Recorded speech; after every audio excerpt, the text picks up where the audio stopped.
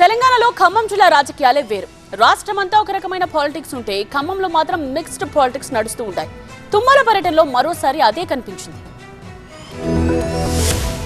Congress meeting లో Telugu Desam party జెండాలు మెరిశాయి. ఓ చేత్తో హస్తం పార్టీ ఫ్లాగ్, మరో చేత్తో సైకిల్ పార్టీ జెండాలు రెపరెపలాడాయి. ఖమ్మం జిల్లాలో మంచుకొండ ఎత్తిపోతల పథకాన్ని మంత్రి తుమ్మల నాగేశ్వరరావు ప్రారంభించారు. ఈ వెంకటాయపాలెం వద్ద మోటార్ స్విచ్ ఆన్ చేసి జాతికి అంకితం చేశారు. ఈ పథకం ప్రారంభోత్సవానికి వస్తున్న తుమ్మలకు కాంగ్రెస్ శ్రేణులతో పాటు టీడీపీ కార్యకర్తలు గ్రాండ్ వెల్కమ్ పలికారు. ఫలితంగా ఓవైపు కాంగ్రెస్ జెండాలు, మరోవైపు తెలుగుదేశం ఫ్లాగ్స్ రెపరెపలాడడం ఆసక్తికరంగా మారింది. మంచుకొండ లిఫ్ట్ ఇరిగేషన్ తో 35 చెరువుల్ని నింపేలా ఏర్పాట్లు చేసినట్టుగా తెలిపారు. సాగర్ జలాల్ని మళ్లించి 2 పంటలకు సాగునీరు అందించేలా ఎత్తిపోతల పథకాన్ని నిర్మిస్తున్నామన్నారు. అంతేకాదు 2412 ఎకరాల ఆయకట్టుకు సాగునీరు అందనున్నట్లు తుమ్మల క్లారిటీ ఇచ్చారు. ఉమ్మడి ఖమ్మం జిల్లాను నెంబర్ 1 చేయడమే తన లక్ష్యమన్నారు.